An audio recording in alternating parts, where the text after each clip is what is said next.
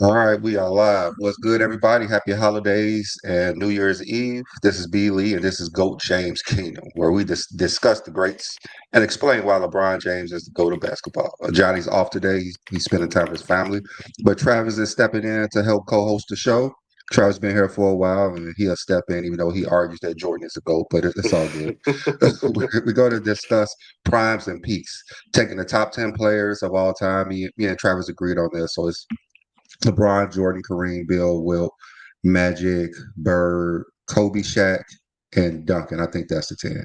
So we discussed where they are at their best. Like last week, I will be opening up the debate for live questions. I'm not have multiple people just sitting on the show like 10 at a time. I'm gonna just bring people on one at a time. It's kind of confusing when there's 10 people on anyways. But you guys could just wait your time. Try to keep order and moderate things as I can. Travis gonna help out, and I'll post the link soon. So let's go ahead and let the debate begin. So we're talking about peaks and the top 10 players. I'm not sure if you knew that, Craig. So when we Yeah, look at I was in it. I heard y'all. I heard you yeah, get the okay. names. All right. So when we look at let's just start with Jordan. So we know Jordan dominated while he was with the Bulls the whole entire time.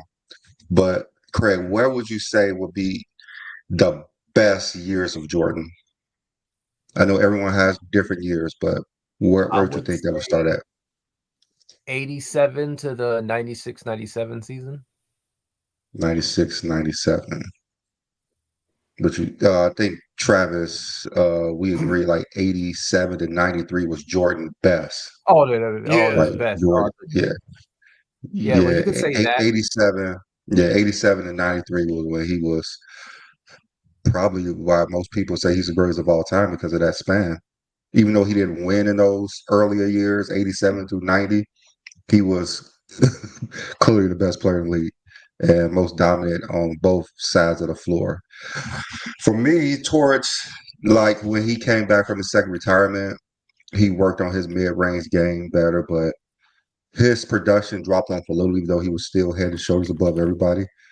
yeah, The only his reason why I field would goal say those percentage. two seasons is because Uh-huh. of like if you look at it, look at all this. Look at Clay Thompson for example. He'd been out of basketball for 2 seasons due to injury, and he looked like a shell of himself. And for Jordan Mm-hmm. to miss basketball completely for the same amount, basically the same amount of time, and come back and do what he did, you have prime examples. These players are, I agree, these players are better, more athletic than all those players of his era. And for him to do that and see an example of someone do the exact, well, not an exact same thing, but out of basketball, and they can't, they looking, he's not looking like what he was before he injured himself. Also, for me, like I said, like Michael Jordan's clearly from 96 to 98, the best player in the league. I don't think anybody would debate that. He was clearly the best player in the league. But his production wasn't the same. For instance, let's look at a 98. I know you didn't say 98 because he was under 80% from the free throw line. 46% from field goal, hmm and like from 87 to 93, he was like 51%, averaging 34 points a game, hmm elite all over the court. So then 90 yeah, 96 and 97, he was better than 98 for sure. He didn't have Pippen for most of the season, so he did have to do more work. That's why his field goal percentage dropped a little bit. But 96, it was 49.5, and 97, 48.6. Still like around the 50% range, but his scoring wasn't as elite. His yeah, defense wasn't elite. His blocks was point 0.5, steals went down. I think it was like 2.8 steals per game during 87 to 93. And yeah, I think those was the years for me because he was the most dominant yeah. I agree with and you. what It's most people think because the greatest. yeah, definitely. I mean, it's tough because yeah, I mean, from those years you mentioned, 87 to 93, it's like you're looking at him, and it's like from just a two-way perspective, it's just so tough to find another player who not only with like just the basic numbers, but he led in like probably 4 of the 5 like major advanced analytics in every single one of those years, and they were like off the charts too. Um, and so that's why it was they kind of coasted down there. And then yeah, when he came back, he was still great, but it was still, Yeah. you could tell like he was more of like a measured player a little bit. He didn't have the same kind of super, go get up energy there, and obviously he wasn't nearly as efficient. But yeah, definitely a great peak. Yeah. I think during that peak, regular season 33 points per game, postseason 34.6, which was close to what he's averaging for Mhm. his postseason anyway. But his field goal percentage was over 50% in both, 52% in the regular season, 50% in the postseason. Yeah, he was crazy insane. I even did like the PER is off the charts for Jordan PER. Yeah, Jordan during that time was crazy. 7 all Yeah. NBA first teams. So every year he's the first team during that year. Defensive first team. He wasn't in 87, even though he had 200 steals and 100 blocks. 3 MVPs, 3 Finals MVPs, 3 titles, the gold medal. So that was extremely dominant at that time. So, John, we're talking about what was Jordan's prime, like his best years. Where would you put Jordan best years at? We said me and Travis 87 to 93. I think Craig added 96 to 97 to it.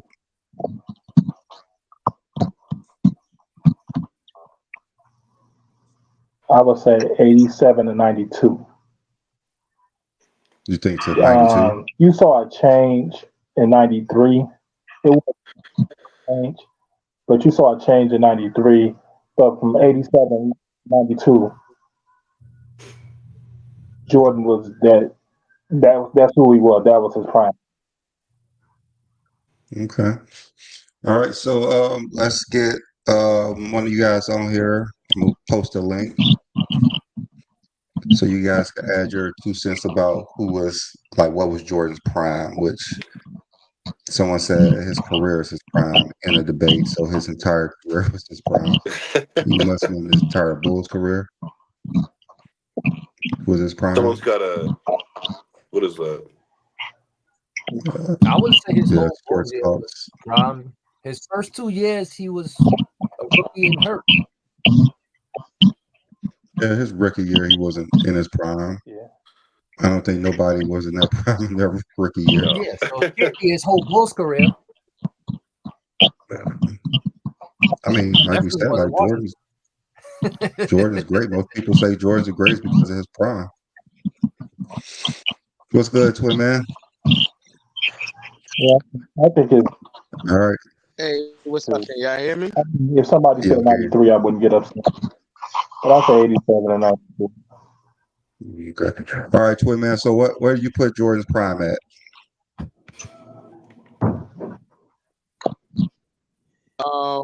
I would have to say 87 and 96. 96, you'll say 96. All right. Are you including 95 or 87, that 96. year just do not count as well? Someone's mic, I think, is. I mean, that me or that Brandon? No. Yeah, Twin Man. So are you including 95 in that as well?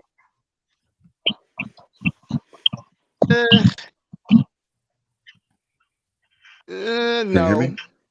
Well, yeah, I have No. to. He still came back. He came back still balling.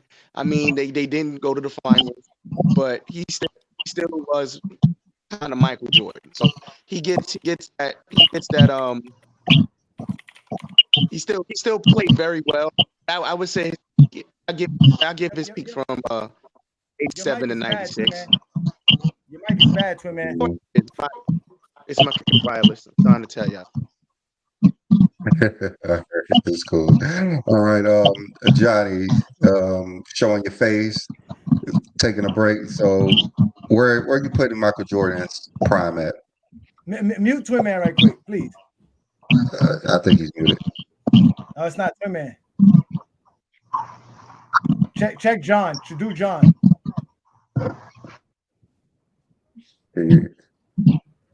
Yeah, John, it's you. All right, so it's John's. Yeah, John, you got some background noise. I don't know if it's your mic or if it's your headphones. What's good, y'all? What's good, y'all? Peace and blessings. Merry Kwanzaa. Good. What's good, y'all? Hey, MJ don't got no prime because without Pippen, he ain't got nothing. So he ain't got no prime. That's an interesting take. A very interesting take. Okay, so you saying prime is what? Like the top that when they played the Yeah, best? the like best years, the best consecutive years they could play in a row before they start dropping off. Yeah, it would be 80s 87 to 93 because you know he had the break. He was injured in 86, so they don't want to count his rookie year. So and you can't count 95 and 96 because he took a break. So yeah, it was between 87 and 93. Okay, yeah, so I think that's what the consensus is here. All right, so let's go ahead and go to LeBron James. So Travis, you go ahead and start us off with LeBron James, his prime. I think James is absolute prime. I mean, granted, it's hard to measure because he's been so consistent. But I think it was probably from. And again, this is just really from a total efficiency / defensive standpoint / whatever you want to measure. I think it was from 08 to 18. Okay, Being that's honest exactly there. what I got. Yep. That's exactly what I got. That's the last time he could, even though we saw in 2020 he could sit down in the chair and guard, but I think those years is when he was at his best defensively as well. So Yeah, that's when you have him leading in like he was a monster in box plus minus and PRs. I mean, all those things combined, he was just the most dominant. He was pretty good his entire career almost, but just from an apex yeah. standpoint, that's probably the best measurement. All right, what you think, Craig? Yeah, I would say 08 to 2018. To 18 as well. After Okay. he made the finals in 07, that's when they started winning like 60 games back to back. He won the MVPs. And then when he went to Miami, it was a whole other LeBron. Yeah, he Nigga got a championship, didn't know how to act. reinforcements. He got some reinforcements. All right, Twin Man, what do you think LeBron's prime years were? 07 to 2018 or 2019. Okay. All right, Johnny. 2006 to 2023. I knew you was gonna say that. So I guess one of the reasons that I didn't include 2007 was because I know he made it to the finals and everything. He took the league by storm. It's just when he came back in 08, he was a different player. He was a different player. So he was the MVP of the league, even though he was great in the postseason. I know Twin Man said 19. I know he started off well, but he got hurt. And then the next year he was finals MVP. But for me, that consistency throughout those years. But you can also say 2006 to 2020, I guess. But for me, the best years is 08 to 18. All right, King John. Yeah. Oh, go ahead, man. I said I added 2007 because he really carried that team. I know. Yeah, that's crazy. It was crazy. I had to. I wanted to say 2008 to at least 2019. I understand he did get hurt in there, but even before he got hurt, he was balling. He was balling. He was doing really well. So that's why I added it in. But 2007, he carried that team to the finals. He definitely did. That's why that year has to be in there. Yeah, I don't argue against it. I know Johnny say 6 to 20, 6 to 23, so he definitely includes it. But I don't know. Wait, do you guys know that LeBron James averaged more points, rebounds, and assists in a Laker uniform than he did in any other era of his career? Yeah. Yes, that's true. Oh, averages! I love that. I love those averages, facts, I love the averages, facts. Keep it up. Keep it up. Here you go, Craig. What's up, Craig? Well, listen, I'm not gonna be here King for too long. But go ahead, King. Yeah. No, go ahead. All right. Johnny calls on the ruckus already. So, King John, what is LeBron prime years for you? Mid-season 2006 to 2020 to me. 2020. See? I mean, injuries happen, so I don't ever say somebody got injured that they falling off. Injuries happen. It's just so-called LeBron has played 21 years and had no major injuries. But mid-season 06 to 2020, I just think you saw the highest level of basketball that we ever seen in our lives, period. And the conversation to me, All right. Travis, what is your reasoning for not including the 2020 season? 2020 season? Yeah, the just bubble title because year. I mean, he was good, but he wasn't nearly as explosive. Like, we see his averages 25 and 10. That's great. But he wasn't nearly as good defensively for starters.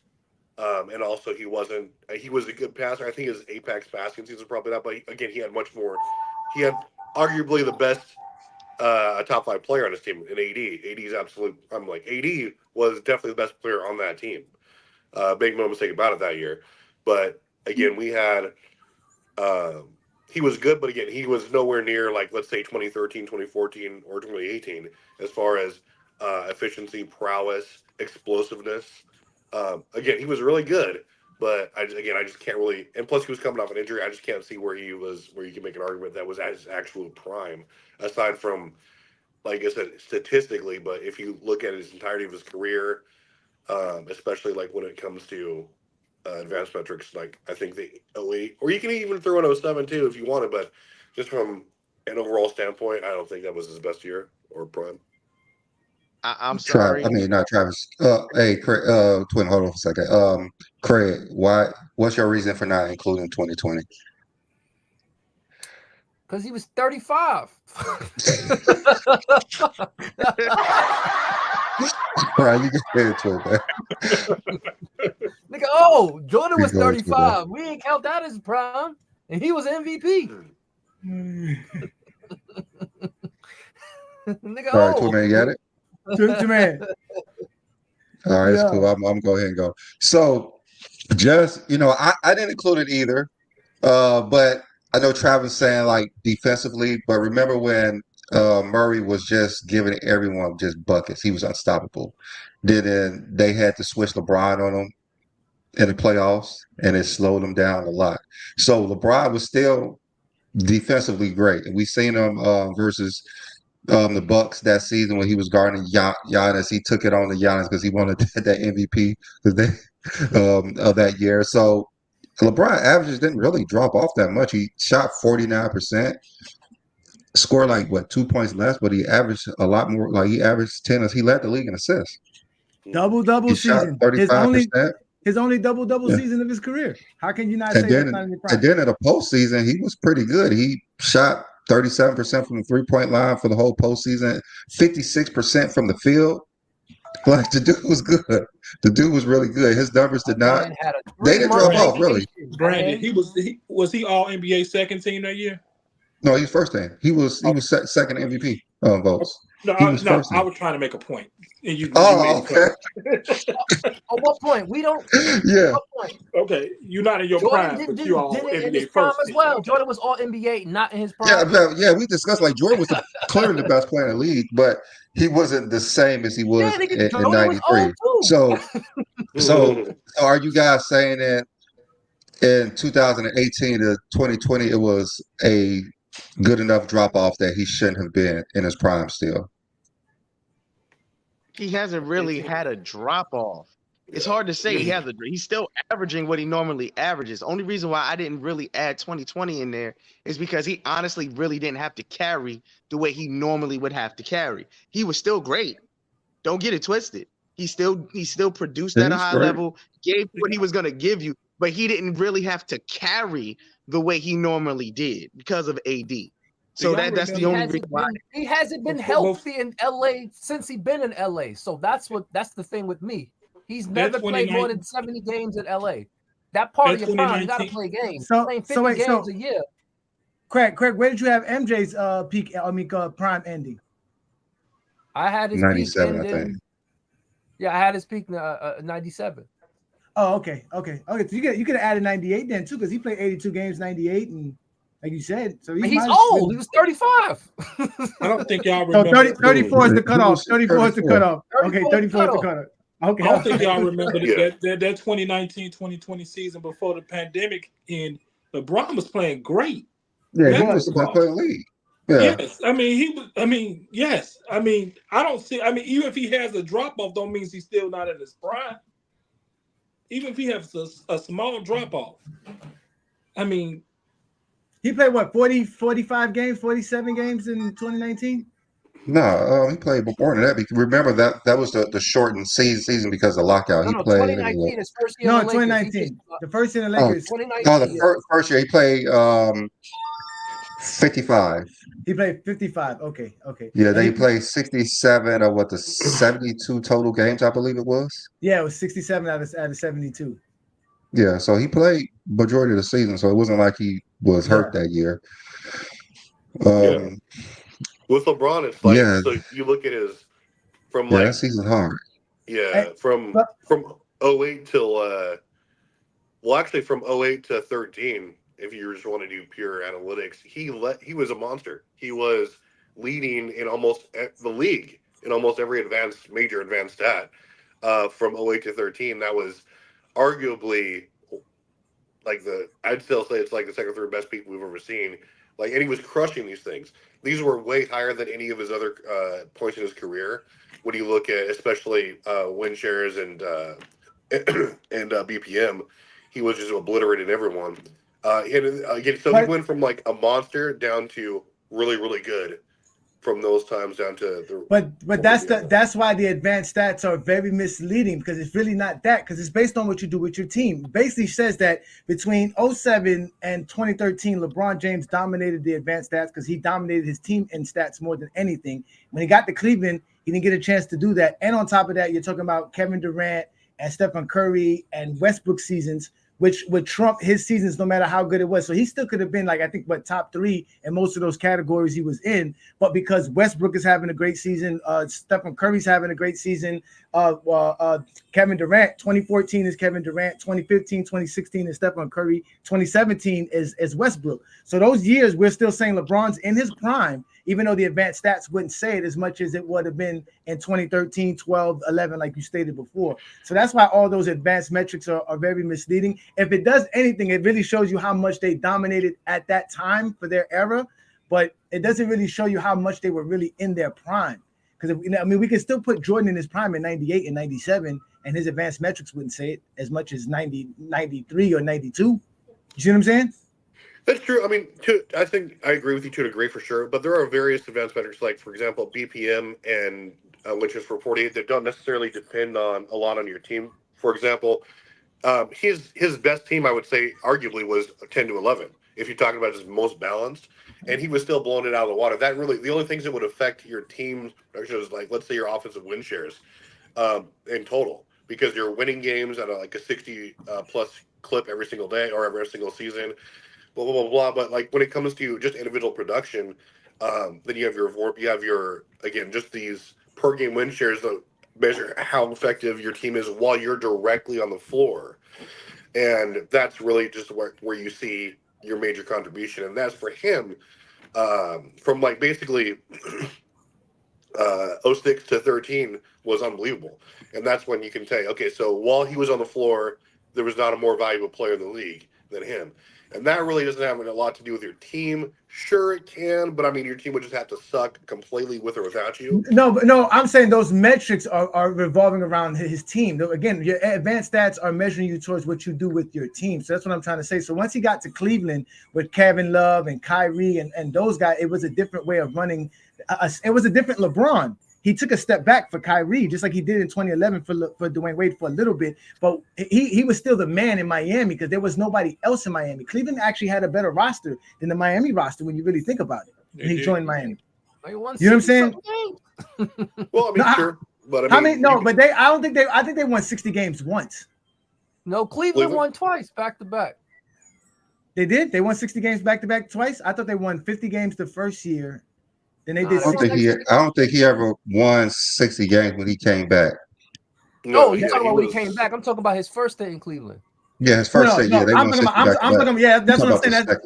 That's what I'm saying. So stuff like your win shares goes off of your team wins. If he's not winning 60 games like he was winning in 2008, 2009, 2010, like what he was doing with the Heat, his win shares is not going to be as dominant as it should be because, again, he's playing on Cleveland. It's a little bit different. It's a different system. Just like when he got to LA, it's going to be different. A lot of those metrics are not really going to show you how dominant they were as far as being in their prime, was all I was trying to say. But, I mean, I get it, though, because, like you said, it does show how great you are as far as, you know, when you compare it to everybody else. There was a stretch where LeBron was just dominant, like you said, from 07 to 2013. But still, 2014, 15, 16, and 17, and 18, LeBron was dominant, and none of those metrics would match with those other ones, especially 2018. LeBron played 82 games. He was balling in 2018. Mm-hmm. But they only won 50-something games. 54 or something like that. They was a fourth team. Brandon, I got a question for you. Mm-hmm. What year was LeBron no longer the best player in the league? I say when he got hurt in 2021. He was the best player up until that time, to me. And even though 2022 he averaged 30, I don't think he was the best player in the league. So who took it? Was it Giannis or Joker? It was Giannis. I would say Giannis. So Giannis took it. I was going to say the only person that I can honestly say took being the best player in the league from LeBron is Giannis. I don't think Embiid has ever had it, and I don't think Jokic has ever done it. And I think we're using the word took. Let me. You don't think Jokic has done it? What? No. Well, Jokic is there now. I still think Giannis is better. I still think Giannis is better. I still think Giannis is better, and I think Embiid's better than Jokic. That's why? Because he's athletic. Travis. I'm saying, like, Embiid, every time. Every time he plays Jokic, he gives him the business. Yeah, no, I'm just saying you wouldn't be wrong on any three. To be honest with you, anybody who says Joker, Giannis, or Joker, or Embiid are the best players. Top three. They're not off. To the unathletic white guy. You're not off. You're not off. But I'm gonna get up out of here so y'all can continue having this conversation. I just wanted to address Merry one Kwanzaa comment. to you, Johnny. Appreciate that, brother. Harambe, brother. This guy said something about me being a stat nerd but not knowing basketball. I find it funny that only basketball fans are made fun of for talking stats. Nobody does that for a baseball fan. Nobody does that for a football fan. Anybody who knows baseball stats or football stats is considered an actual fan that knows the actual game. But only in basketball is talking stats or being somebody who's considered a stat nerd not knowing basketball. These guys are hilarious, man. And Johnny, to break it down anymore, stats only don't count when it comes to LeBron James because we can talk stats with every other player in the league. Okay, every other player in the league can talk stats. Stats became a bad thing when LeBron started dominating in the stats, bro. Anyways, you guys have been great, man. It's been a great 2023 year for us here in Goat James Kingdom. I just want to say Happy New Year's to you guys. I'll see you guys on the other side of the year. And that's really it, gentlemen. Enjoy the show. Thank you so much. Peace, Brandon. Appreciate you, brother. Great to see you guys. All right, see you, Johnny. Yeah. Be safe. All right, so I'm gonna have someone come on so they could give their opinion of LeBron before we move on to Wilt. So I know you guys are saying how Jokic is not the best player. It's between Giannis and probably Embiid, but I don't know. It's kind of hard for me. I'm gonna give Jokic that because of how he performed in the regular season and in the postseason. The guy's been a bit, but Embiid this year, I don't remember a center being this dominant other than Jokic and Shaq. He qualifies to be third on time in points per game. Embiid is on a tear. Giannis hasn't fallen off. Yeah, he hasn't, but Embiid, I don't know. That guy, I just watched the play, and he's unstoppable. He's unbelievable. I think and him and Jokic do different things on the court. They definitely do different things on the court. And if you take something away from Jokic, he could do something different. I don't think you can take anything away from Giannis. I mean, from Embiid. You could take stuff away from Giannis. I don't think you can anymore that much. But Embiid, the dude, I don't know. He's I've been looking to see someone who could compete versus him, and only the Lakers' Shaq, I think, is close to Embiid at this moment. I Shaq think never averaged Embiid. 35 in the season, though. I think Embiid's in the best shape he's ever been in. I think he finally decided that nobody can guard me in the league, and I'm going to show y'all why can't nobody guard me in the league. Right. I still think His team been winning Giannis is without the him, though. best player in the So that's gonna world, hurt his but I MVP. think Embiid is playing the best basketball right now. Embiid is everybody's been yelling at him to do. Stop taking all those jump shots. You're like damn near taller than everybody in the league. Get your big ass on the block and bully people. So that's what he's been doing. He's just been bullying people. His shot's still falling. Don't get me wrong, but Embiid is doing a lot of his dirt in the paint, and I like it. Yeah, at the beginning of the year, I had him as third. I had Giannis first, Jokic second. I moved to Jokic number one because of what he's been doing and what he's still doing. He's damn near averaging a triple double again. But just And he watching played his Embiid the last The thing is, his splits are lower than last year with Jokic. That's the only thing with him.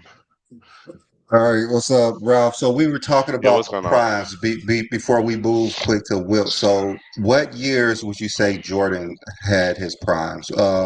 Majority of us said 87 to 93. 87 and 93. Mm-hmm. Craig headed to 97. Twinman headed to 96, I believe. And King John headed to 92. So 87 was when he started. So where would you put Jordan's prime at? I think. Well, how many years we're doing as far as the prime? It's just 5 it's or up what? to you. We all had different ones, except me and Travis and Johnny. We all had 87 to 93. That sounds about right. Well, Okay. prime. Yeah.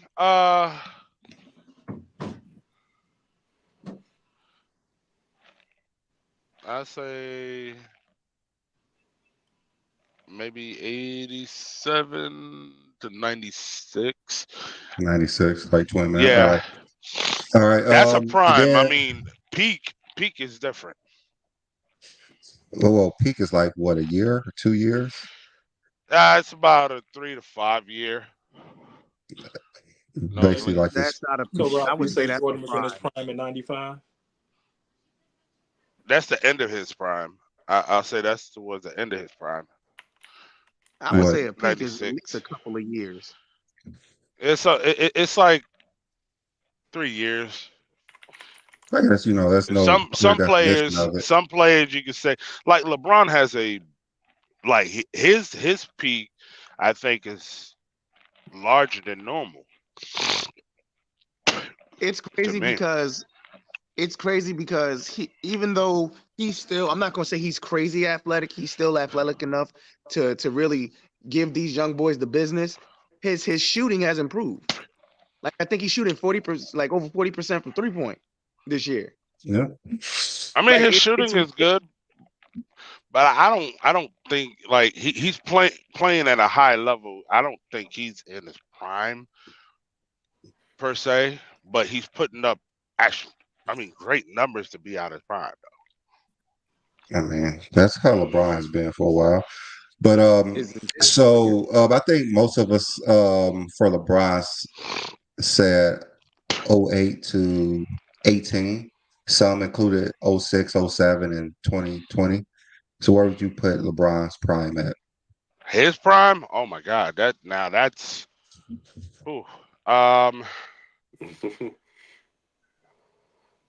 shit. I'll be honest with you. That's You got to think about it longer. yeah. I mean, I'll say honestly, he has the longest prime. He has the longest prime. I think probably up to. I know the end of his prime for me is 2021.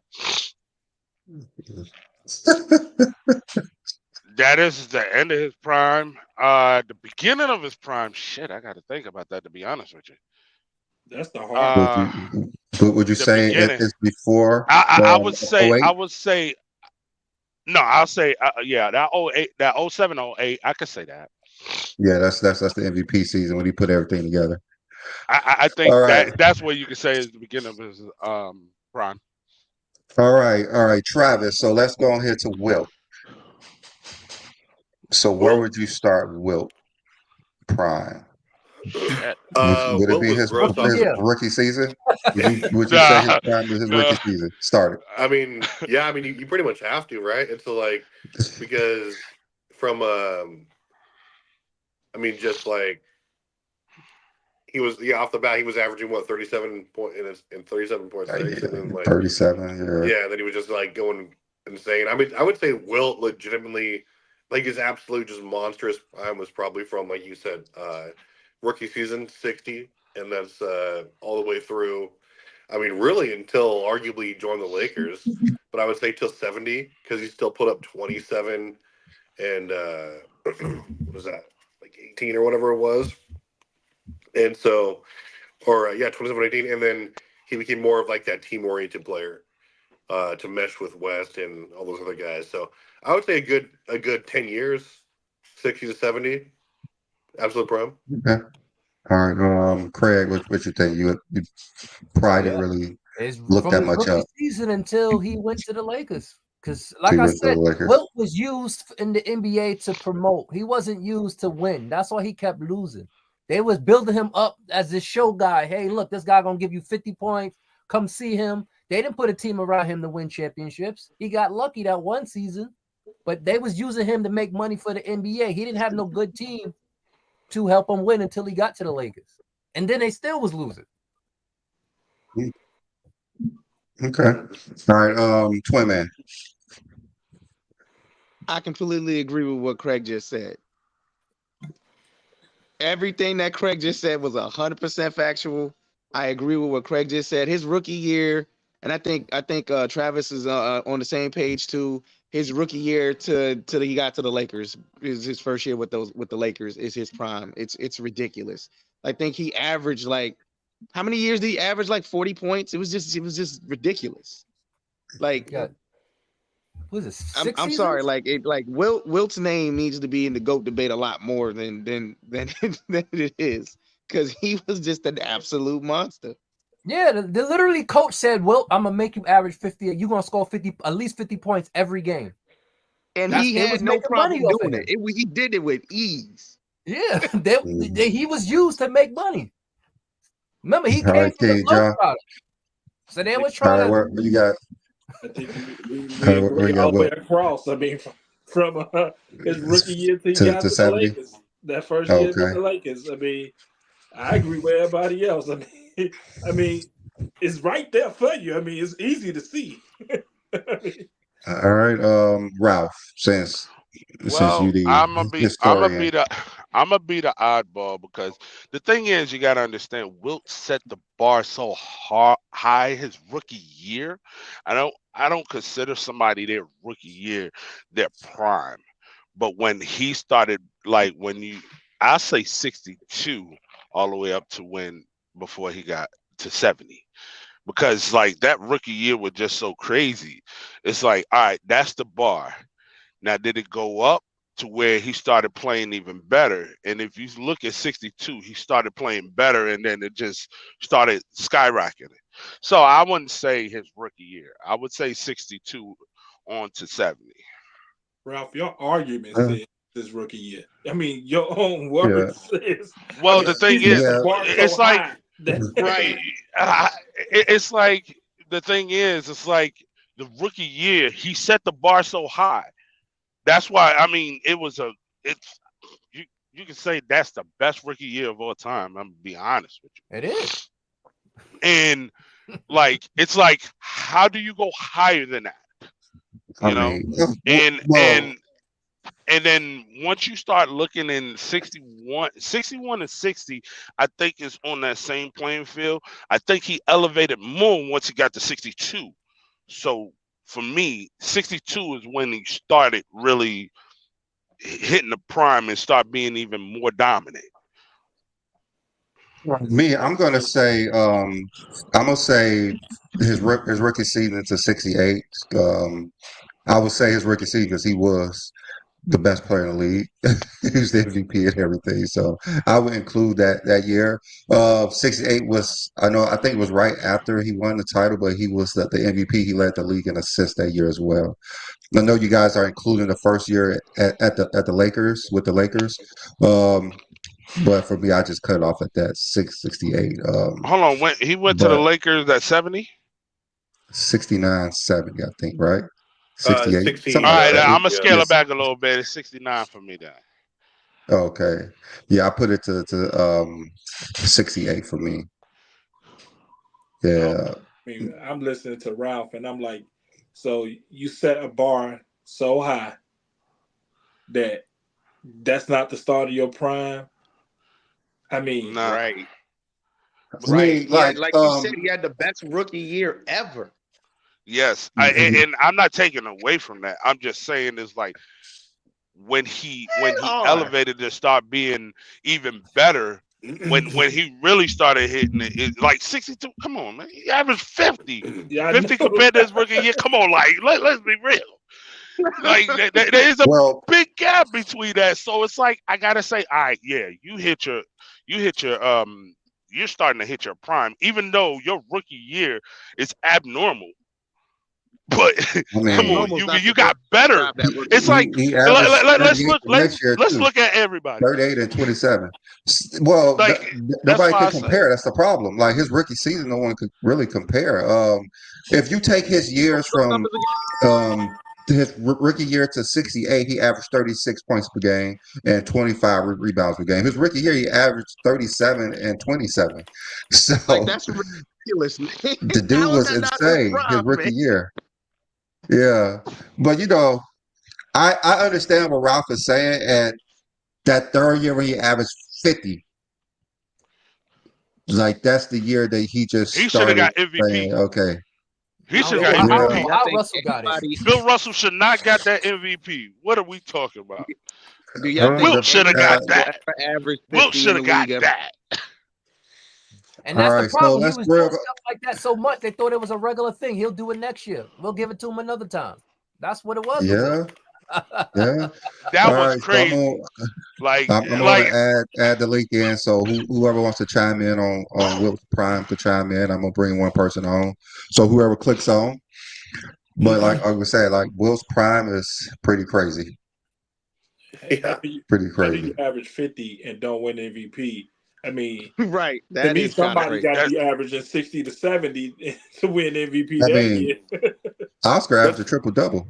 Yeah, that year too. That year too. Yeah. I ain't gonna lie. It's some of those Bill Russell MVP years is real shaky. I'm not gonna lie. Well, Bill Russell got 5 of them. That's also the thing about Wilt too. the players voted those right still back then. So the players, that's what the players thought he was the best team player. That's the thing about Wilt too. Like when we're talking about the best team player, they didn't think he was the best player. Yeah, he thought he was the best team player. His most valuable player is. Yeah, that's what he's most valuable to his team. If somebody averaged 50 and like what he averaged 25, yeah, and we're saying that somebody averaged 18 and 23, and they gave it to this day, what you gonna say?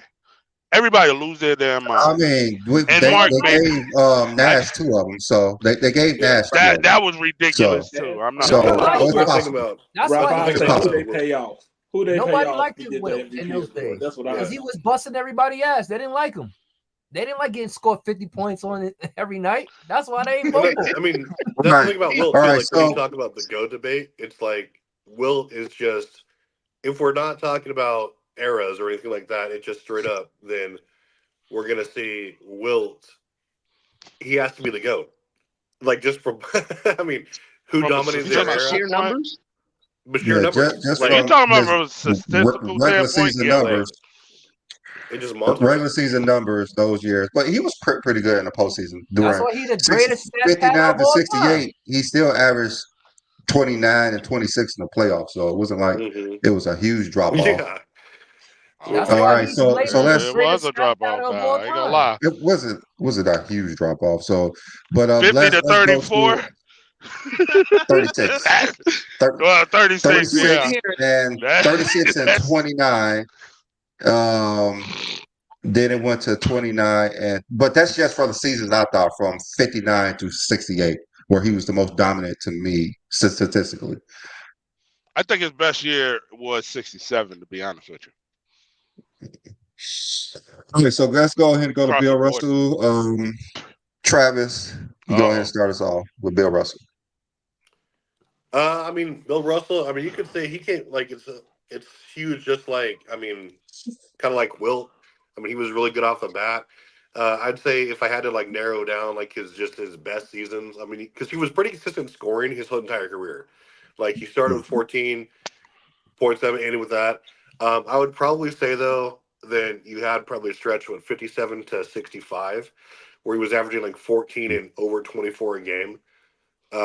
He just super consistent defensively, just a monster. Um, Decent field goal percentage. I would say that though. So it's basically like a 11-year span there where he was just a rock inside. So Okay. All right, Craig. Yeah, I would say it wasn't the year he was his last year when he was a player coach, and that was 69. So I would go the year before 68. So 57 to 58. I will include his rookie year, but yeah, from 57 to 68. 68. Okay. All right. Twin Man. I'm not really big on Bill Russell's numbers like that. I'm not gonna lie, but for me, it's just the years he won championships. Period. From the first So one every Well, year. that's his whole all the way. career. That's his Every whole year but career. He might as well be, bro. From his first one all the way through. two. All right. Ralph, what you got? I thought it was King John gonna go. Oh yeah, my I bad, go. King John. Go ahead. I say 57 to either 67 or 68. Okay. I think I have to look at his 68 numbers sometimes a little bit because I definitely know it's 67, but I have to look at his 67 numbers and just read some articles more on that 68 season, and I can give you more of an answer if it's 68, but it's definitely 67. Okay. All right. Ralph, go ahead. I'll say 59 to 66 for the fact that 59 to 60. yeah, I know he was winning championship throughout his whole career, but Right. when it came from his production, I think he elevated his production, especially we all know Bill Russell was a great rebounder and a defender, but when he started adding the scoring aspect and his passing ability, that I think the 59 to 66 range. And then it was quite a few of those years you see elevated in the playoffs as well. So that's why I think that pocket right there would be more suffice. And Okay. I want to get somebody. I want to get somebody their flowers, and I want to get Ralph his flowers because I was on his TikTok, and they was talking about Russell and Wilt, and I just started reading articles more and more and more on Russell. So I want to get Ralph his flowers because he made me read them articles. Yeah, Ralph is our basketball historian. So, all right. So what? You're the only one that got to see them play live. Oh, like Bill Russell, yeah. Bill Russell almost is like you talk about just his impact, and we all know like he'd be defensively, but Bill Russell's like when you talk about just the MVP and like if you're talking, I mean, like without any context, who's on your team or anything, he's just insane. Like he's the only player or one of only 3 players to lead their positions in defensive win shares at least 8 times. The other being Jordan and Yeah, Wilt. he won it every year. And like, yeah, he was just all down the line. He won it every year. Yeah, he was just crazy. And like, he's just, you can just count on just almost, it's like crazy when you have a section of the floor that's inaccessible and you're the other team, Right. basically. It's just like, what do you do? Like I'm saying, I don't know a lot about Bill Russell. I just know defensively, like what he didn't give you on offense, defensively, he more than made up for it. Yeah. So that's And he why I said wasn't like a his entire, liability. like he was that way almost his entire career because he like the proof is in the pudding. I'm gonna sound like a whole Jordan fan right now, but he won. Yeah. He won. We're not gonna do that. All right. No, we're gonna Well, do that. well, We're gonna do that. For like all we right. just For, talked about That Wilt, and we Jordan, talked about man. how Wilt gave you 50 points. Who was giving Wilt the business in the playoffs? Bill. Will was averaging 30-30 on 52 I on was the Doesn't just about to matter. say 30-30. I was just about to say 30-30. Yeah. He As came a on that all right. side with whole, So, Bill, and he all wasn't. right. He couldn't do nothing with that's how Bill. dominant Will really Yeah, was, yeah, he though. was good. For me, I guess I included his second season for Russell because he was the MVP of the league his second year, and I did end it at 66 because when you just look at it, that was like the last time he was like clear, like the best player on his team. I know they won two more titles after that, but I think in '66, that was after the of the 8 straight titles they won. So his MVP Listen to that. season and then 8 straight. That's where I included Bill Russell's One prime one was. thing one thing about that Boston Celtics that really they don't get their flowers is his teammates were just as they were great on defensive end too, such as like Bill Mhm. Sharman, Bob Cousy, Sam Jones, John Havlicek. Those players don't Mhm. get any credit, I mean, because we see Bill Russell on the defensive end and his great rebound prowess.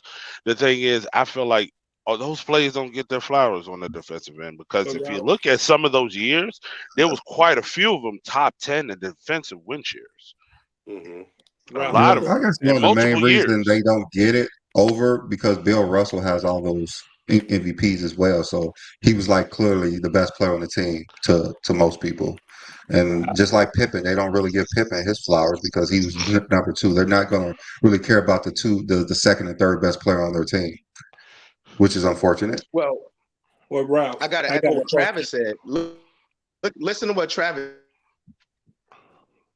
saying. Right, like one side of the court was shut down.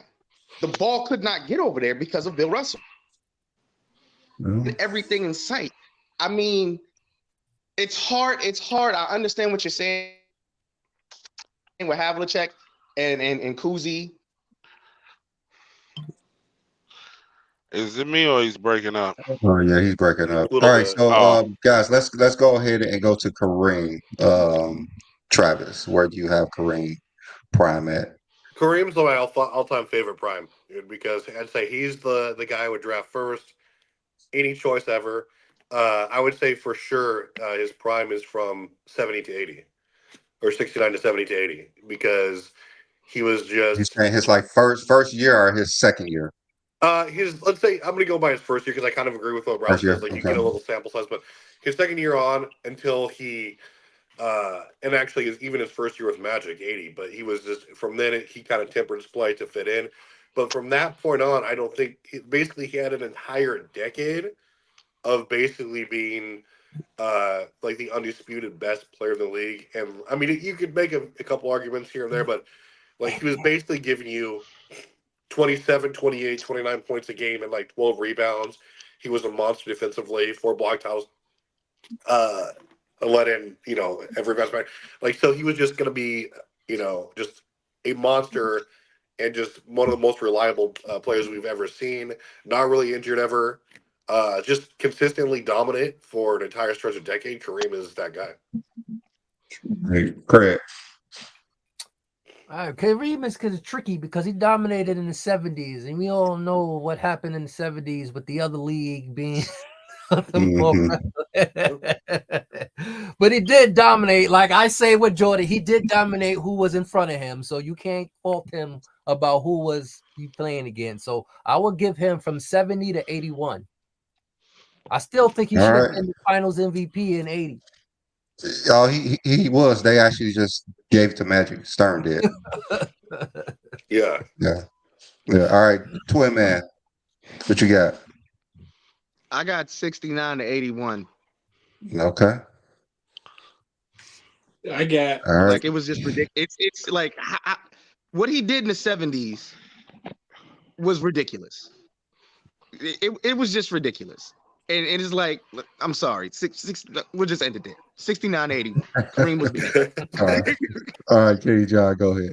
I got 70 to 79, and I do have a question. What year was that he won MVP and missed the playoffs in the same year? That was So like 75 or something 78, like I that. think. 77. Or no, I 77. think. Hold on. No, it was 77, I believe. Okay. Yeah, so it's 70 to Okay. 79 to me. All right, Ralph, what you got? Kareem is very tricky, and because in the 70s he dominated statistically, but he wasn't winning. And then you get to the 80s, it wasn't like statistically, it wasn't as great as the 70s, but he was winning. It is weird for him, but if I have to say his prime, I'm with Travis, 71 to 80. I believe that is that prime right there. That's why I said 79. I actually say 79 for that exact reason and not 80. And that's why I say it's tricky, because he was dominant statistically, but he was losing to the players that was considered second grade to the ABA players. So he wasn't winning against the second graders, the JV. I think 80 was his peak year, because that year he won, and he was statistically he was still up there. So I say 80 was probably right up there. I mean, he still had good years after 80, but it is nowhere compared to the 70s. Yeah. Okay. All right. So for me, I got his second year up into 81. I was gonna put to 80 because that's when they won the title and he should have been Finals MVP, but they gave the Magic. I did pick 81 because he was like all NBA first team, and all defensive first team. So he was still dominant that year, even though they got swept. So that's why I included that year. So 70 to 81, which he was great those years. And just like I said, it's kind of tricky, but he's 6 MVPs in that span as well. So yeah, Kareem was the man. All right, so let's move on. He should have one more because he should have got it over Day Cowens. I ain't gonna lie. Yeah, Day Cowens didn't. He didn't earn that shit over him. Yeah, as MVP, Jordan should have had at least 7 or 8. Same with LeBron. So they just give MVPs out to who they want. All right, so this is another one that I thought was tricky. Kobe Bryant. Let's go to Kobe Bryant. All right, go ahead, Travis. I want to hear Travis. I'm sitting back. I'm listening. Go ahead, Travis. Who's your guy? Kobe, I'd say, is really tricky because he came in one of the only players who was relatively productive in high school, but didn't get a chance to start because it just wasn't a good coaching decision to start someone fresh when you already have all-stars at that position on your team that's winning consistently as far as record-wise go with Eddie Jones. But as Kobe, he started his third year, he was actually starting some games. I would say his prime to me was 2001 to 2000, with a caveat, 2001 to 2010, but then he turned it up in 2013 for another year, which I'd argue was just a complete throwback year, but it was amazing. But yeah, just his absolute dog prime, 01 to 10. Where he was just basically unstoppable scoring. He was still shooting above the average of the decade because that average was a dead ball decade, which focused on defense and inside out. But Kobe, my guy, 01 to 10. Especially, he wasn't the best defensive player ever. I've come to realize that, but for his position, still really good. But those are the years I'd give him. All right, Craig, what you got for Kobe? I do 2000, the same 2001 to 2010. I'm on the fence with 2010 because he did win still. And like he said, in 2013, he had that spike. Like, what the hell was this Kobe in 2011 when you could have three-peated? Ouch. All right, Twin Man, what you got? I think I'm in agreement with Craig and Travis, 2001 to 2010. Like he was just playing at a different level. That 2013 season was special, but he didn't really do much in 11 and 12. So Okay. It's me. All right, King John, what you got? 2001 to 2009. Mm-hmm. I 2009. saw a different Kobe in 2010, but 2001 to 2009. And I don't even want to say 2001 sometime, but I actually be wanting to say 2002. But I'm gonna go with 2001 to 2009. All right, Ralph. I think 2001, 2010 as well, because within that time, you seen him, how the way he was able to score the ball, and I felt like between 2000 and what is it, 2005 all the way up to 2010, you start to see him be a little more efficient than he was in 2001 to 2004, to where like that 2004 to 2005 to 2010, for league average, he started to be more. He was above league average during that time. So I'll say that's what I'll say. 2001, 2010 was his prime. All right. Well, for me, I wanted to pick 2001, but I was like, I believe in 2002, Kobe had in his mindset that he was the best player in the world over Shaq. I think it was a debate in 2001, but I think he took that mindset over in 2002. And I did edit in 2011 because I'm not sure how many of you guys remember that the Lakers were supposed to be in that finals. Kobe was supposed to lead up to that final. He was still at his prime. He was still all NBA first team, all defensive first team. He was still the same Kobe in 2010. They just ran up against a team that was better than them, and no one really knew how to handle the Mavs. So I did include 2002 to 2011. He had 9 All NBA first teams during that span, 8 All Defensive first teams. There's not one player that I did like their prime years who did that. He had 4 All-Star MVPs. He had that regular season MVP, gold medal, 3 titles, 2 Finals MVP. Kobe prime is why a lot of people like that time period is why a lot of people believe he's one of the goats. Like he choked in that time period. And if you include And that's 2001, why they're delusional. that's 4 titles. Missed the Yeah, playoffs. His prime. Wasn't his yeah. fault, man. Come But on. he got hurt. He got hurt. It happens. He got hurt. It happens. So, all right. So let's go to Larry Bird next. Joe. Jones, you got. Larry Bird, and I mean, like we've talked about it before here on the show. I think we were trying to put him up against LeBron as far as the prime goes. But I mean, Larry, I'd say if you talk about just from an impact standpoint, uh, basically it was just him and I believe it was either McHale or Parrish that was added to that 81 team, and they went from like a 16-win team to winning the title. And so, I might be wrong with the year, but like he basically had the best impact in any player in league history. Just off the bat. His prime, though, I would say, just from, I mean, I'd say, hey, rookie season 80 to, you got to say 88. That's when he was at his peak Okay. as far as everything else goes, efficiency, points. 88 might have been even his best year. It was like 29 and 9 with 6. I mean, he led the league in win shares 4 times. Didn't even know that. That was crazy, but underrated. But I'd say 80 to 88 was probably the apex Larry. Bird's definitely not underrated, but go ahead, Craig. Defensively. People love He the Bird. only one that got his rookie year. He was still playing college ball, but that's another story. But I would say when he came in the league, I would say 81 to 88. 81. Okay. So why won't you include 80 the year they won the title?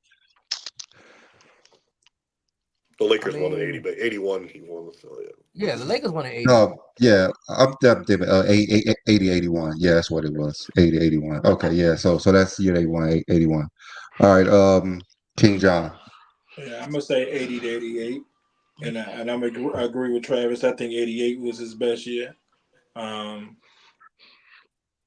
He I don't even want to say he was the best player in the 80s. Because I think they go to Magic. Yeah. I don't say he was the best player in the 80s, but go ahead, Ralph.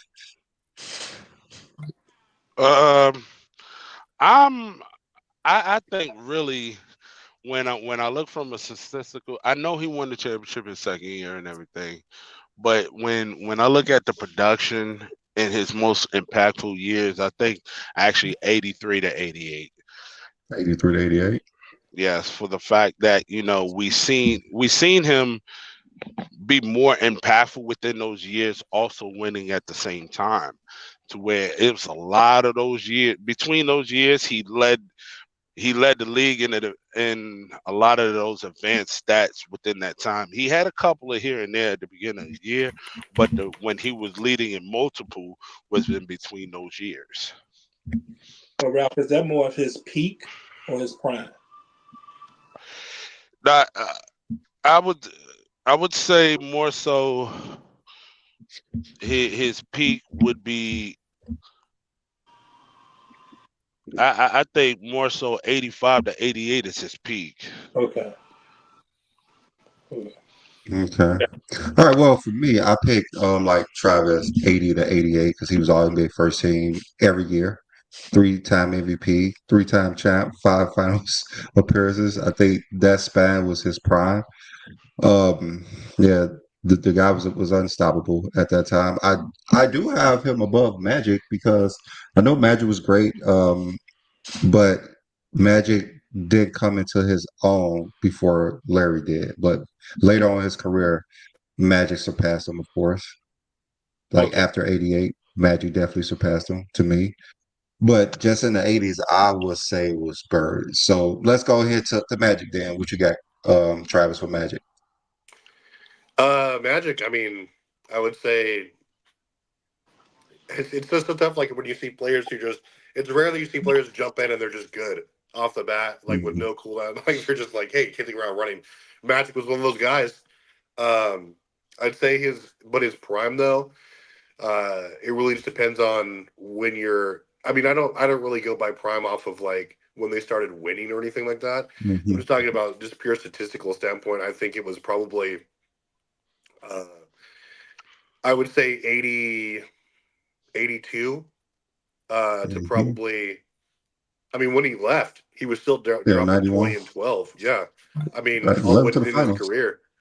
Yeah, it's unfortunate he couldn't play longer because he could have been in competition for another MVP in the ring. He was still playing at a really high level, but I mean, if you look at like his third year, he was like basically averaging 19 and 10, and that was really consistently what he did throughout the decade. His scoring spiked a little bit once Kareem wasn't really able to carry that part of it anymore. Just another testament to Magic's flexibility on both ends of the floor. It's rare that you see someone who can at will put up the assist and points numbers like he did, which I think definitely earns him the spot all time. When his players was like, still, hey Magic, can you lead our team scoring and assists, but like have ridiculous assists too? Sure, no problem, Pat Riley. So that's what Magic did a lot of the time. But I'd say from 82 to when he retired and those 91 finals was probably his peak. What you got, Craig?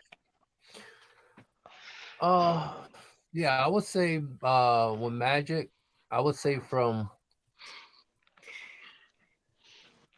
because he still had Kareem from the early portion, even though Kareem got hurt and he just played one good game without him. That's a great I game. don't trust it too. But he did it when he was supposed to. So I would say from Yeah. 82 to 90. 82 to 90. Is it 90 91 season or just 1990? I think that's his last MVP season. 1990. 90, I 90. was say Okay. 1990 season. Then his Okay. last MVP season. Okay. All right, King John, what you got? It should be 1980. I don't think the Lakers realized they had a generational player. I think they thought they knew they had a really good player, They didn't realize They knew they cheated to get him. They definitely did know because they had them split in point guard responsibilities. Yeah, they had him splitting point guard, and they didn't realize that the team would run much better with him at the point guard and not at the two guard. A lot of people don't even realize he was starting at two guard for a while. But I'm gonna say 82 to 91. Okay, that's what But Travis it should had. be 80. It really should be 80, but it's 82. Okay, all right, Ralph. I say 83 to 91. And the reason why I add 91 because we seen to where he was able to lead that team in 91 to the finals, and he was second in MVP that year.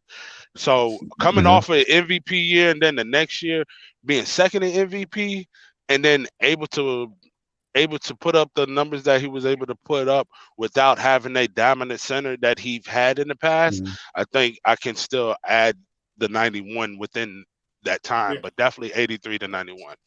All right, Ralph, why did you include 1982? Huh? Why did you include the 1982 season where he was a Finals MVP? I was on the fence for that. I'm not gonna lie. I was on the fence. I felt like between 80 and 82, he was good, but I felt like he elevated even more the very next year. Okay.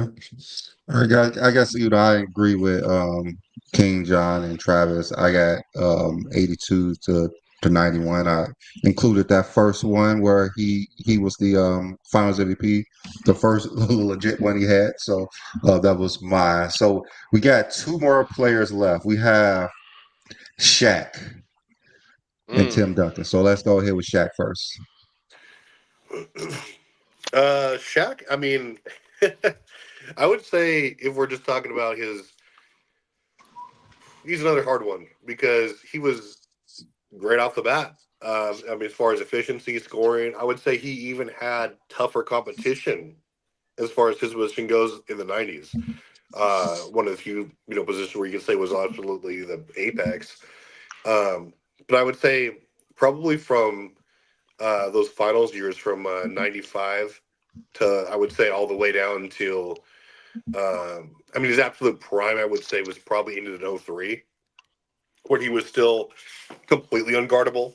And they were just doing the Spurs all those years, except for that year, obviously. But I'd say from 95 to 03, it's hard to argue that another player was as impactful as far as how teams schemed to stop them and like what you had to do on a nightly basis. Otherwise, you were just going to lose because he was going to drop 35 and 18 on you on like 70% shooting unless you were like sending 4 or 5 guys that fell out. So I would say those years were just unstoppable Shaq time. And it's just tough to say exactly what he would have been if he stayed a little bit better shape as far as his position went. So we'll see. Okay. All right, Craig. I say 96 to 04.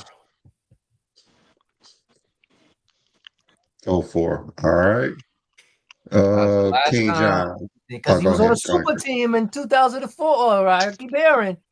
And 96, he was on a super team with Horace Grant because he was the reason why they went to the finals in 95. So you can't put 95 into his 96 when he went to the Lakers. I'm gonna say 92 to 2004, and the reason I say 92 because he made the top 50 all time in 96, and Bill Russell said I seen enough. He top 50, and this is in the middle of the 96 season, so I'm gonna say from his rookie year to 2004, Bill Russell said he's seen enough. All right, Ralph, what you got? I'm with Travis, 95 to 2003. Travis pretty much summed it up for me. I was going to say exact thing. So, I mean, it ain't really much for me to say after that. All right. Well, for me, I put his prime, when he just started to dominate, when he put everything together. I think that was in 2000. I think that's when he just put everything together and he just destroyed everybody who looked at him. I guess you guys could say that's like his peak, when his Mhm. peak I was just started asking in you that. 2000. Oh yeah. I ended it in '06 because even though he didn't average as many points as he always did, but he controlled the floor. You were not going to come into the lane. You were not going to get anything easy still. So that was the last year. They also won, the title that year. So that was the last year that I think he was at his best. Like I say, he was all NBA first team that year still. So the league knew he was at his best. And I don't know. That's just me. That's just what I think is his prime is 2000 to '06. I wouldn't say Wow. 96 because he should have completely dominated the Bulls. He should have. He's was just bigger than everybody. He should not have had a problem with it. Hakeem would have dominated the Bulls and did much better than Shaq would have at that time. You put Shaq, the Lakers Shaq, at 96, he would destroy the Bulls. He would Hell yeah. destroy Rodman. He would throw Rodman all around. He wasn't ready for that yet. He was letting Rodman get in his head. Then after that, he was getting swept, so he wasn't really as He started dominant as he dominating should when have been. Jordan told Kobe how to play ball. Yeah. I mean, he So still that's averaged that's 27 just and me. 10. I mean, for Yeah, that I know period. he still averaged a lot. Like On a lot of 60% players shooting. averaged a lot, but he 64% wasn't. shooting? I don't think the rest of the Yeah, team was ready for the Bulls. I think Shaq was okay. I don't think the rest of the team was ready for the Bulls. Yeah, me too. Yeah. I mean, yeah, you had Penny. He was averaging I mean 26. Penny. Yeah. Yeah, Penny was averaging. Penny had like a 40-point game during that season. Yeah. That playoff series almost. But Shaq and Penny was ready, but Dude, that Magic team still today would be like a 65 win team. Yes. probably not. But Mhm. but Shaq should have destroyed the Bulls. Like they didn't have no one who could come close to guard them. The Lakers Shaq would have destroyed the Bulls. All right, so our last one is Tim Duncan. Tim Duncan, All right, very underrated. Travis, where do you have his I have prime? Tim top 5 all time, man. I think I rate him maybe the highest. I'm not sure. But I mean, Tim, arguably the second most consistent player ever. I mean, especially like if you're talking about both sides, or one, I would say. But his peak is just because he didn't really fall off like monstrously until his like final 2 seasons. But even then, he was just kind of adjusting. But I would say his peak, um, hell, rookie season, man. I mean, he came in dropping 27 and 12 or 21 and 12. He started uh, all 82 games. Uh, and he was still shooting well above 50% like his entire career.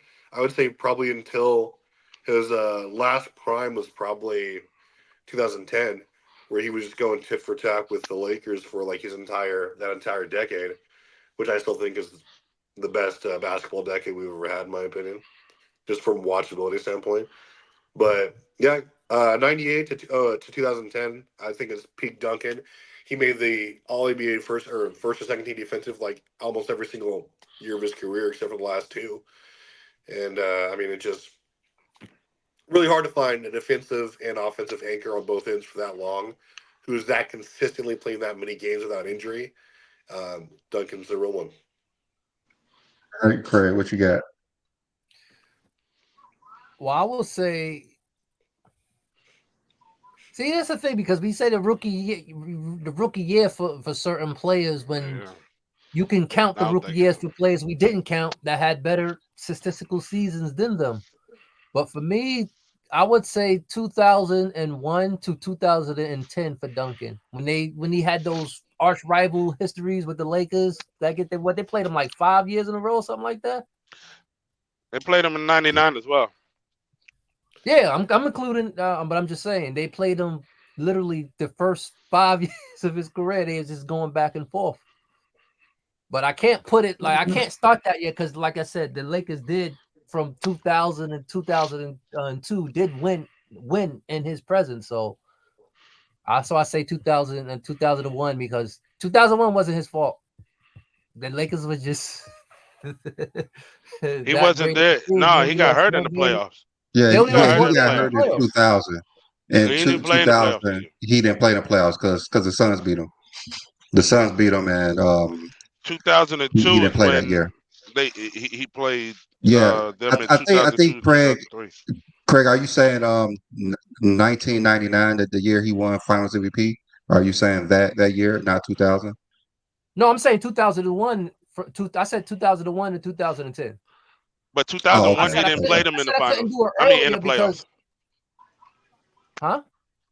He didn't play him in the 2001. He got hurt in the playoffs. But I'm just saying but it's just not only the playoffs, but I'm just saying with Yeah, just his prime. Yeah. prime. Mm. All right. He got hurt All in right, the playoffs. King That's why I John. said it wasn't his fault in 2001. Tim Duncan was drafted 97, correct? Yeah, 97, his first year 98. was Yep. 97, 97, 98. Yeah. So 97, the 97-98 season to 2010. I feel like that was his prime. I think he came out the double ready from day one. He was the best. He was the best player on the team. It was no question. He was the best player on the team.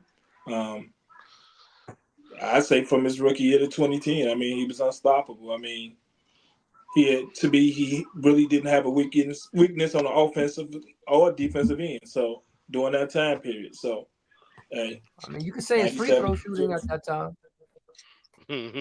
What, he was 77%? Not early in his career. I think he was like 77%. He's like a He started 70% dropping off in his later free throw years. shooter. Yeah, he's like a 70% free throw shooter.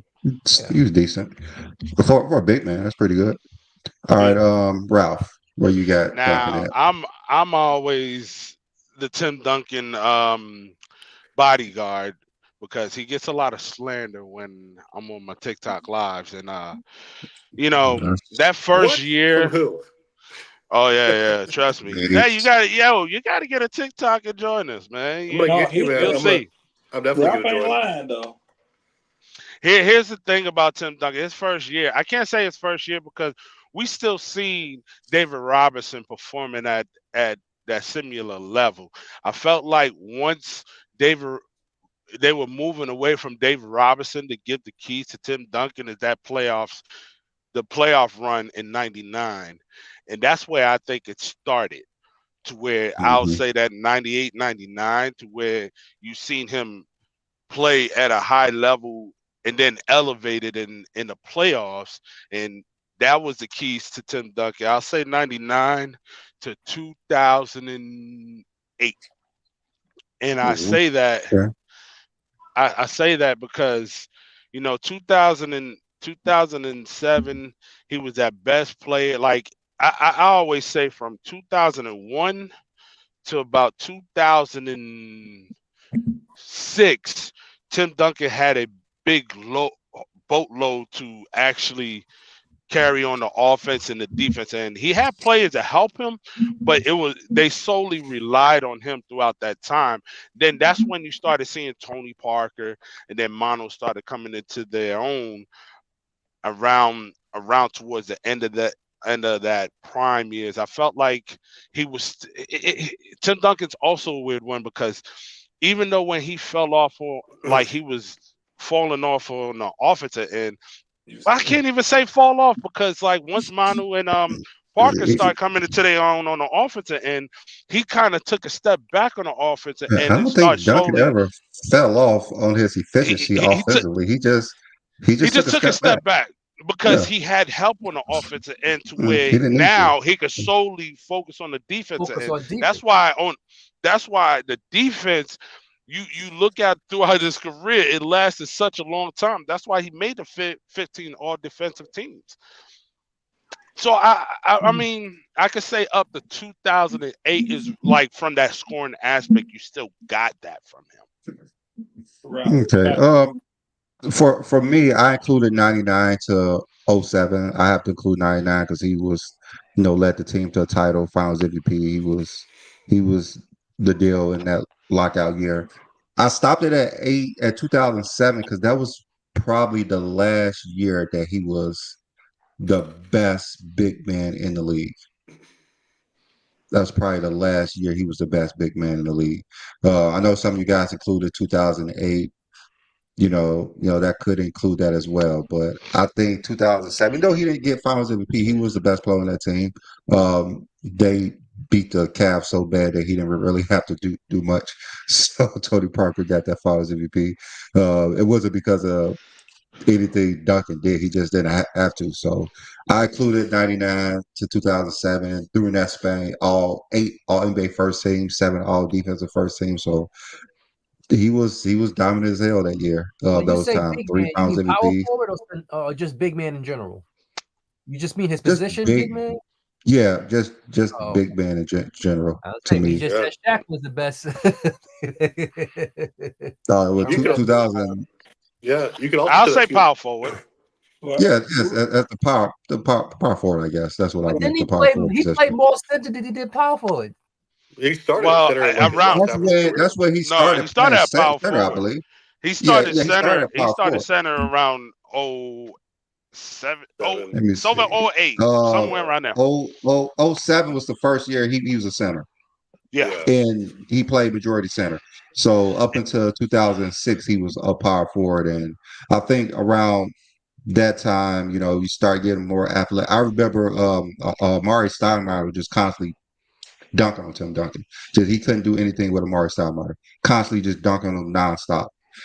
Oh, you talking about So, when he averaged what 36, 37 that series? yeah, so I think it kind of went towards that he couldn't perform like he could before because the players start getting more athletic. He started getting That's older. peak Amari though.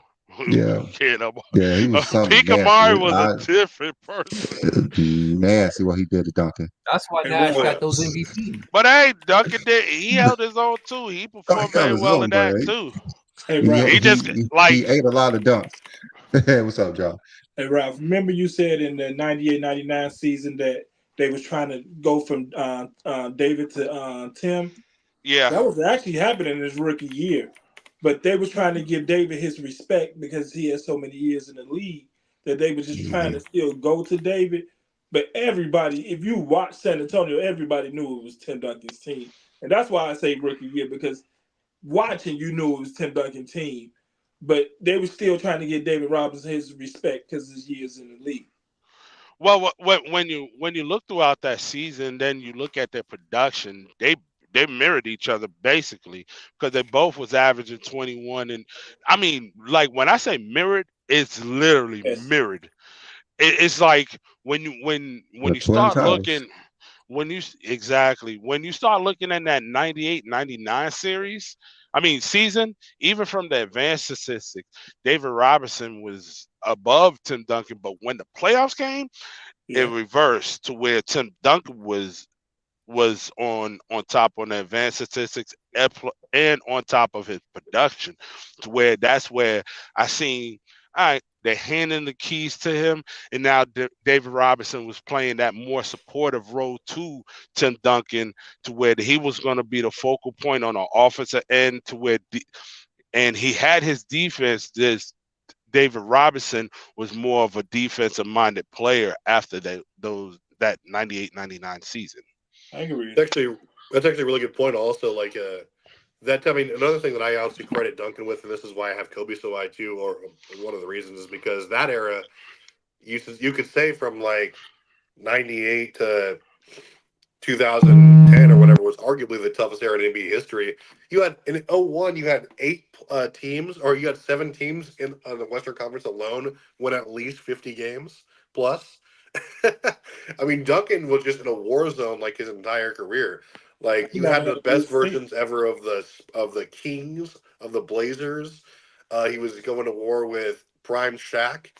There just wasn't a break, and he had a really good team. But that's when you had just apex players, apex teams. Obviously, no dynasties except for because like they just got put down. But that was just like total war zones all the time. He went through it, and so like he was just in there, still performing at a high level every night despite the era. Yeah, he never All had right. All right. So I know next show we're gonna talk about the primes. We're gonna try to rank these primes in order, all the 10 players we talked about. So I know we left out a few players like Hakeem and Dr. J. Who do you guys think we left out when we talk about the best primes? That's tough. Doc's prime was, unfortunately, his prime was in the ABA, but that ABA was monstrous, man. Like, it was monstrous, man.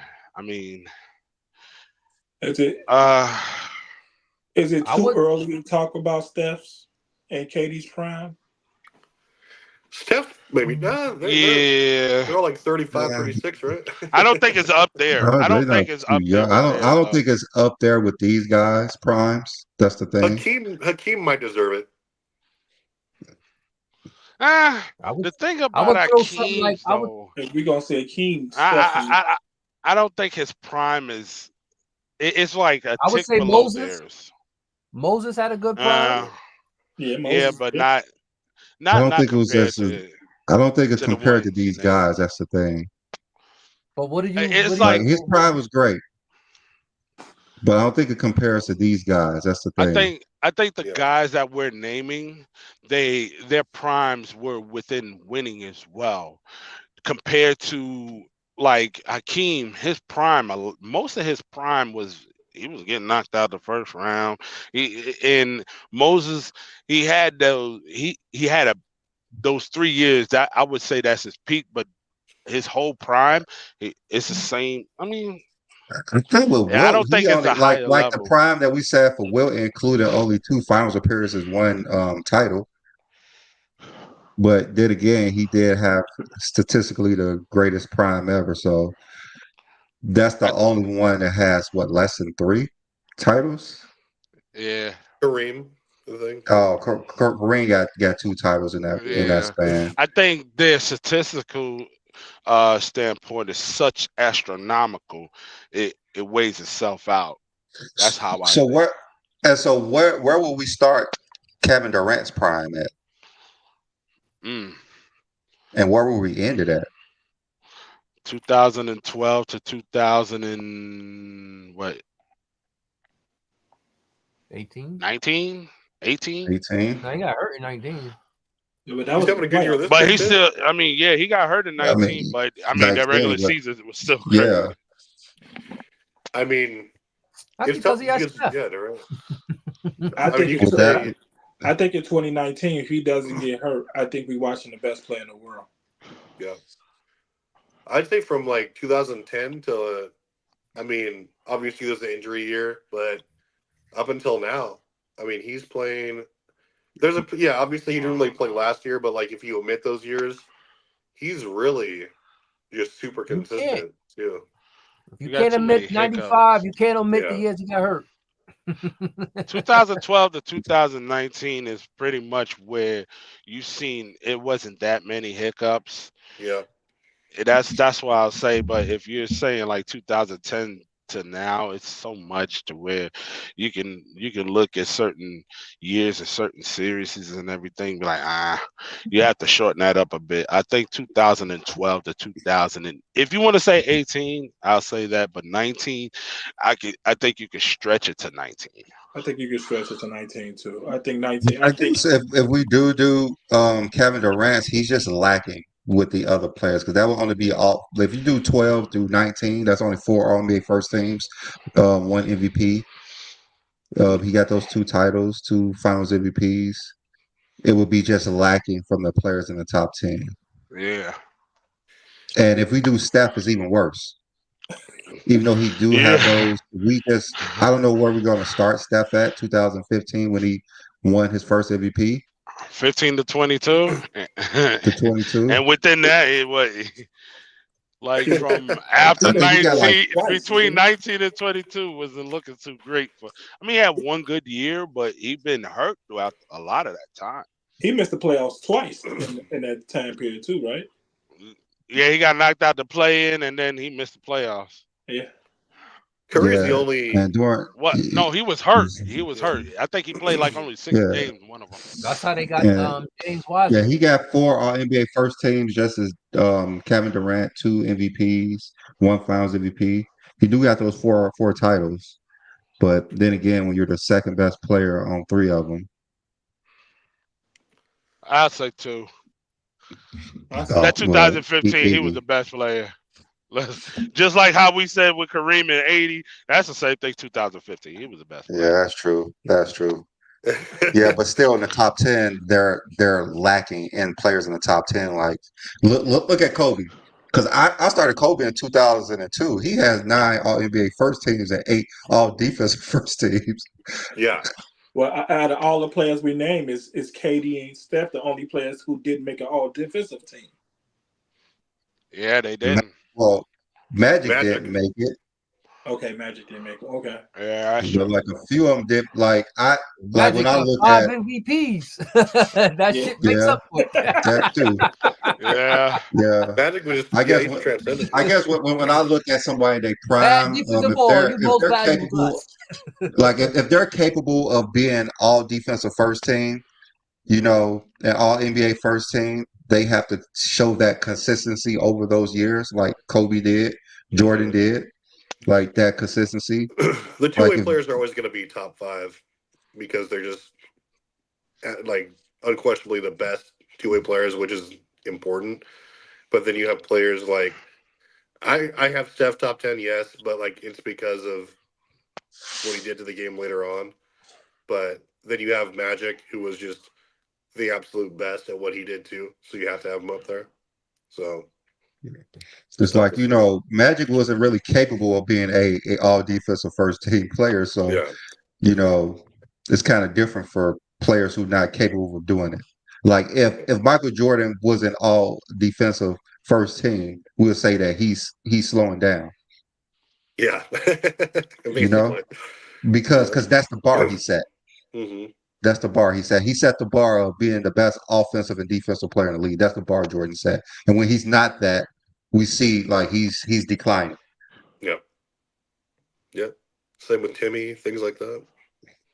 Yeah, so that's why I said maybe Hakeem and Dr. J is the only other 2 that we could put up there who can compete versus those 10 players. I think Yeah. actually Dr. J probably could compete more than Hakeem for the fact that, like I said, Hakeem's prime. It's like Yeah, where is Hakeem's prime at? I would say 86 to 95. 95. Yeah, 86 to 95 is Yep. when he was just ridiculous. Especially like 26 and 13, 4 blocks. And he's only one of only 2 players. I always say one of only 2 players in league history to lead or to have a be top 5 in his position in steals and blocks, and he's a center. And, and the only other guy is Jordan, but it's just like Hakeem was just so good defensively, and I mean, it's like I think he's a top 5 two-way player. He just didn't have like the most success ever. Success. He got 2 titles. A man That's won an enough. 3 MVP. finals. I guess we can. I Yeah. mean, as I'm Yeah, thinking about it, I finals guess MVP. we can put Hakeem in there. Yeah, I like him and Dr. J is the only 2 that I can see to be up there with the top 10 players of all time. I have him top 12 anyway, so maybe I'm just biased because those are my top 12 players. Dr. J? But I Oh, got man, give me yeah. What about Wade? You can't do Wade? I would say 06 to Nope. 10, 11, Who, 12. Dwayne Wade? Can we do Nah, T-Mac he's from definitely like not 2001, competing versus those 2004? I players. believe if you throw Wade in there, you have to throw players like Barkley and Malone in there. Yeah. Oh, what about Well, Carl? Are we just Yeah, messing with Carl, man? Karl Malone, 10 straight All NBA first teams in the 90s. He scored the most points in the 90s as well. Usually the perpetual Yeah. 25 and 10 guy.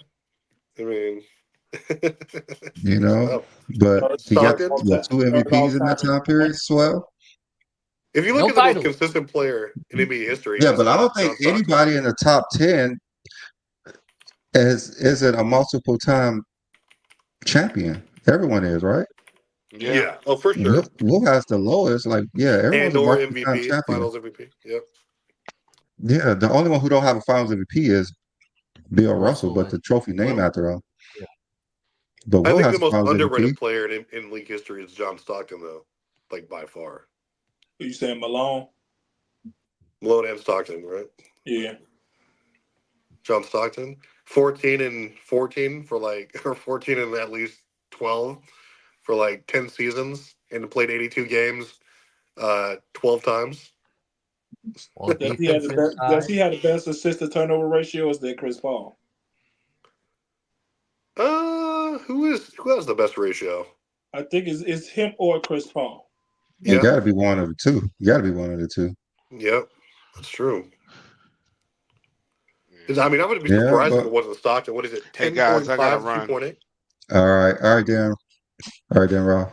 Heck, All right, we're about to get off anyways. So next week we're just gonna try to compare these two. Me and Johnny, we're gonna work on, the years. Most of the years I had was the same as you guys. I know mine's a little bit different for Jordan, but a lot of people had the same as Jordan. I ended at 68. Some of you guys ended at 69. Bill Russell, I ended at 66. I guess Kareem, some of you guys ended his last title, but I did 81. Mm-hmm. Bird was basically the same. Magic, 82 to 91. Shaq was the one that, was completely different than mine. So Yeah. you that guys prime had was like in the Lakers up uniform to in my opinion. 95, or I think you guys had 95 starting. I said 92. I said his rookie year. So You Brandon, said that's the when whole he was time. giving Hakeem the business in the finals. Like, come on. yeah. Okay, so I'm gonna go back and adjust Shaq's to 95 to what year? 96 still, or Oh, what? 03. I said his his 03? prime to me is his Laker career. Lakers. All right, That's my all right. So 95 to 04 or 03? I said 04, but somebody did say 06. I said 04. Right? So Yeah, I said 06. What you think, Travis? I'd say it's 03 just because he was still the main guy. And in 04, they kind of were 04, distributing a little bit he more. was 06, he definitely out of wasn't the main shape. guy. He was second in MVP in 04, nah, right? he was 04 because I say 04 because Kobe was trying to take it from him still. Kobe was still on that. All right, Travis. That's You why I you say you you 04. just got outvoted. It's 04. Fair. All right. Kobe Bryant. I had it to 11. You guys had it to 01 to 10. Yeah, I said 01 and 10. Yeah.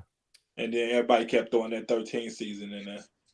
You Yeah. could say 01 to I 13, say man. Like, honestly, statistically. You I could say say it. 11 because that's the last year that he was going to lead his team to a title. He wasn't capable of doing that in 12 and 13. He just wasn't capable of doing that. I wouldn't include those. Remember, they tried to get that guy Dwight Howard, Steve Nash. They was giving Yeah, they Trade tried back, their yeah. hardest to help him, but he couldn't they do it. reneged on the Chris Paul deal. Like That was probably the biggest, in my opinion, the biggest MVP robbable. Without Kobe, that team doesn't sniff 10 wins. No way. In 13. All right, so 01. So what's the cutoff year? Is it 11 or I 10? agree with you, Brandon. I say 11. 11. Sure. 11. 11's fine. What about? All right, Craig, you just got outvoted. All right, Duncan years. I said his second year to 07, Yep. the last title. And some of you guys said 08. No more. So I take that. I take his second year to. Are you guys including 08? I would say this. I will go back to from the 01 to the second year because you did clarify just his position and not because Mm-hmm. I mean, I said it was his first year because he came in dropping like 21 and 12, and he was wild across the board, played all 82 games. But I mean, obviously like what you guys said, you could make the argument that Robinson was still. You could because remember he was in college for 4 years, so he already came out. He was 24 when he was drafted. He was ready. Yeah, that's why I was saying that's why my argument was his rookie year because I feel that David Robinson was still giving them numbers, but I felt like that was more we trying to get David his respect for years in the league. Mm-hmm. But this young boy right here is ready. He it. Yeah. 99. He completely took it over. He completely took it over 99. Yep. All right, so we're gonna go ahead and debate these things tomorrow to see who's gonna be put number one, and then I know is going to be a debate with Jordan. He had the crazy numbers. Yeah, that's going to be a pretty good debate I because his see that PER the was higher top than three is anybody going to during that be prime. top three, in my opinion, will be Bron, Jordan, and Wilt. Ooh. Yeah. Yeah, Top I three. mean, Kobe's up there too. What Kobe did in his prime years, it he was said pretty crazy. top three. I Top think three? he's right with the top three. I'm gonna say Kareem, Mike, and Wilt. I agree with Craig. Okay. I mean, All like right. Well, for me with Kareem, he dominated when there was another league with better players playing. So Yeah, because he it's dominated Dr. in J. JV. Is Dr. J the best player if he was in the NBA at the time?